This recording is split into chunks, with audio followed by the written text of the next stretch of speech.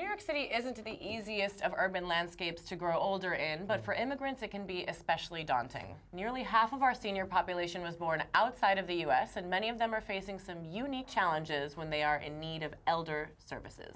Well, here to give us some of the numbers on immigrant seniors living in New York City and to tell us about their particular hopes and hardships are Christian González-Rivera, a senior researcher with the Center for an Urban Future. Happy to have you at the table, sir. Thank you. And we're also happy to have Bobbi Sackman back with us, the Director of the Public Policy at Live On New York. Thanks for joining us again. Thank you both for being here. Christian, let's start with you. You wrote the report. What's the face of aging in New York right now? Well, I mean, I think the big story is that the senior population is bigger and more diverse than ever before in New York City's history. I mean, it's like the senior population is now over 1 million for the first time in the city's history. And in fact, I mean, it's like there are now more people over the age of 65 in New York than there are children ages 10 and younger. Whoa. But, you know, I mean, it's like, but what's really unique about New York is that all of that growing senior population, or almost all that growing senior population, is actually being led by the immigrant population. Over the past 5 years, while the number of native-born seniors increased by 6%, the number of foreign-born seniors actually increased by 21%. So there's been really a huge change. And really, that means that for the first time, as you said, I mean, it's like for the first time since World War II, half of the seniors in this city are foreign-born. So, Bobbi, that, as he just pointed out, you've got more seniors than kids under 10. Right. So that's a lot of political power, and we know that seniors tend to show up and vote when we have these elections going on. So how are you ready to mobilize your folks to get what seniors need? Well, Live On New York has been very active in, for many years, but in doing advocacy during the city budget process, which is going on right now. Mm-hmm. It should finish in the next 2 to 3 weeks, sometime in June. Right. And we did an advocacy day. We brought over 300 seniors to City Hall. They met with 46 out of 51 of their council members. So they've been very active. Yeah. And as Christian is describing, it was a very diverse group of people. We always tell them, you can speak the message in your own language and just have somebody translate. You know, but we don't want it to stop you from being a participant in what we're doing. And what we're very concerned about is that the mayor did not put one new dime in the Department for the Aging's budget, both back in January in his preliminary budget and now at the end of April when he released his executive budget. And that's with growing needs, as we're hearing today. We have waiting lists for services, but also the senior centers across the city. They are on the front lines of serving thousands of elderly immigrants across the city. They are safe havens for them. And in these somewhat treacherous times for immigrants, they need more funding to step up to the plate. Right, so when we need more funding, they're actually not putting, they're not putting more money in, but it's actually even less what's being proposed now than what was spent in fiscal year 2016. Right, so the budget has decreased, and the other problem is when the mayor has put in some money, it's not always, there's a technical term called baseline, and what that means is basically make it permanent so that it's good for more than 1 year. So we're so behind, and we're trying to get the message through to the mayor that this is a growing population, and yes, they vote. AARP had 20 or so of their volunteers in front of Gracie Mansion at 7 a.m. this morning to say good morning to the mayor, to say we came to your home because we want to stay in our home, and we need services. So we hear about the services and folks who naturally want to stay in their homes. We know about all of these naturally occurring retirement communities that spring up in our city. What are some of the specific needs that you've seen and heard from this growing population of immigrant seniors? And do they differ than the sort of native-born Americans who are aging here? Absolutely, absolutely. I mean, it's like while older immigrants face a lot of the same challenges that all seniors do. I mean, it's like in terms of limited mobility, in terms of the challenge of living on a fixed income, all of those issues. On top of that, older immigrants also face language challenges and also higher levels of poverty. Older immigrants are actually 1.5 times more likely than native-born seniors to be living in a family that is below the federal poverty level. And also 2 out of 3 of them speak English less than very well. So, you know, there's many challenges in terms of accessing services, in terms of getting access to care. I mean, it's like there are so many different challenges, but those challenges are multiplied when you're an immigrant who doesn't speak English and who doesn't have access to them. And if I could just jump on that for a moment. So for those seniors who might need more care, like from their family members, you can imagine that their family members are struggling as well. Right. So this is a multi-generational issue. And so we have families that maybe they can't afford the care that they need to give, or they're in the kinds of jobs that aren't exactly flexible and user-friendly to take the time that is often needed to care for an elderly parent. So again, as we talk so much about immigrant issues in this city, somehow elderly immigrants are left out of that discussion, which is why we applaud the Center for an Urban Future. Now this is their second study they've done on this. Christian, what kinds of things should we be seeing increasing in the city that we're not right now? Well, one of them is actually around what Bobbi just said. I mean, it's like the fact that you have an increasing senior population also means that there's going to be increasing numbers of family members that are going to be caring for older people. So having something in place, I mean, it's like that is able to allow caretakers to get the services and the support that they need in order to hold down a job, take care of their relatives, take care of their kids if they have kids as well. Those kinds of supports are going to be crucial as the population increases.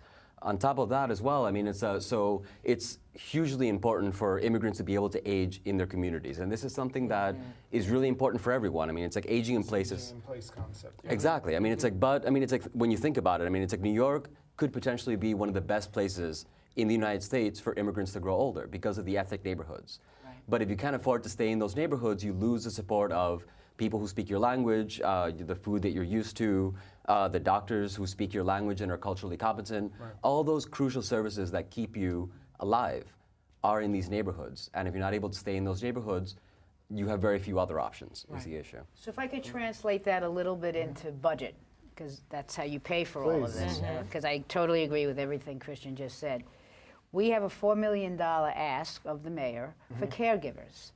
And like home who would care. come into the home no, rather these than... are family caregivers. Okay. And research has shown it's mostly the daughters and mostly the daughters-in-law, especially when it gets to the hands-on care of somebody. And right now, the city doesn't have a dime in spending for supporting caregivers. Right. And so we're asking for $4 million. This is the second year we've asked for this. They would do support groups. They give them a break, like respite, like do you need some emergency home care? Send your parent to an adult daycare program for people with Alzheimer's, something that gives them a break during the day. We're asking for $15 million for senior centers across the city so that they can do a better job serving the population that's right outside their door. And that means everything Christian just said, which is the cultural competence, the food, the activities. You have to pay for staff to be bilingual, and you have to pay them enough to keep them there. And also there are emerging communities that have begun some of their own senior centers, and they need support. So the whole network needs to be, funded. One of the things that your study reported was that the Department for the Aging's budget has increased only 5% since 2008. That's 9 years, with a 9% increase in the population. During the Bloomberg years, the department was devastated. Over the course of our research, we found that the preliminary budget, this was preliminary for this year, funded the Department of Aging at $276.7 million.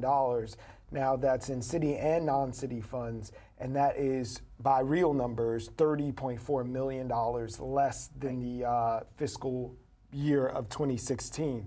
But just as we were coming on, we got a statement from the Department for the Aging and say that the overall budget under Mayor de Blasio has increased 39% in city funding, and the administration had committed tens of millions of dollars, which is, clouded, tens of millions of dollars to other agencies for affordable housing and programs that benefit seniors. So we did make an ask to the Department of Aging to be here today, but apparently they're in the Bronx for this sort of city hall in your borough thing. It would be helpful if they were here to explain some of that math, which I don't quite understand. Right. But it doesn't seem to jive with the numbers, and certainly not the ask that you guys are making. One of the things, we do want to say, because we hear this often, the mayor in his affordable housing program has done some good things for seniors. The whole zoning changes, he's now targeting 15,000 new or preserved units for senior housing across the city. And that's all well and fine. However, people need services also. Yeah. So this is the Department for the Aging. It's not to negate other actions maybe he took, but one has nothing to do with the other in the sense of we have 2,000 people waiting for case management. They're homebound. That means that a social worker goes into their home. We have over 800 people waiting for home care. This is people a little bit above the Medicaid level. They're like $15,000 income. Yeah. How do you have a city with that kind of a wait list? And you've now waited a whole year and put no new money in. And these are seniors we're Right. talking They're in about. their 80s. Yeah. And if they don't get that assistance of a case manager or home care, we're back to the caregiver. Right. The daughter does it. Right. Somebody does it. Right. You know. What's the actual So- official response been? You said you've been asking for some of these funds for 2 years and running. It's the official response is somehow they're going to get to it, and then they don't. So Bobbi brings up an interesting point to talk about. A lot of this falls to the female children of Right. the seniors, and I guess that sort of keeps this cycle of the feminization of poverty going, where we see these senior women who devoted a lot of their lives and resources during their earning years to a family, so they subsequently have less money coming in when they're older, and now their daughters are being sort of pulled into this cycle. Is that something that bared out in your research as well? Absolutely, absolutely. I mean, it's like already we're seeing that there are so many more older immigrants who are living in houses that are already poor. Right. They already have lower incomes as well, and then you're also, because of caretaking duties, you're taking somebody else out from the family, out of the labor force, in order to do this work. But I mean, it's like, and that's a huge issue in itself as well. Although on the other side, older immigrants are actually very often caregivers themselves, not only to other older people, but also to children. I mean, it's I'm an example of this as well. I mean, it's like my grandmother took care of me all of my life, and my sister as well, so that both of my parents were immigrants from Cuba, and so both of my parents were able to work because my grandmother was there to take care of us, and so. My parents were able to enter the middle class because my grandmother was there. In her older age, my parents had the ability to be able to take care of her. Right. So they were able to give back. We know the value of childcare in this city. Absolutely. Yeah, no, and definitely. it's a beautiful thing, but as we know, that takes its toll, right? And it'll take its toll physically and emotionally. And if you don't have the support there to support you in doing that, then that can really be extremely taxing and really hard on a community. So we had another number too that talked about Brooklyn experiencing the most dramatic change over the last 5 years, where our population of immigrant seniors increased by 30%, while the native-born Americans decreased by about 4% as well. So that puts Brooklyn in an even more unique position, huh? Yeah, that is actually the biggest spread in the city. I mean, it's like in terms of, it's like all of the growth in the senior population in Queens is actually being driven by immigrants. And I mean, many of them are from the Caribbean, from Jamaica, from Trinidad, Guyana, many different places. In Sheepshead Bay and Coney Island, it's the population of seniors from Russia and other countries of the former Soviet Union. Right. And also, some of the highest levels of poverty are also here in Brooklyn as well. I mean, it's like in particular, the population of seniors from the former Soviet Union are some of the poorest in the city and also the most concentrated. A huge percentage of, in fact, the majority of the Russian population, the older Russian population in the city, is concentrated in just those three neighborhoods, in Coney Island, Brighton Beach, and Sheepshead Bay.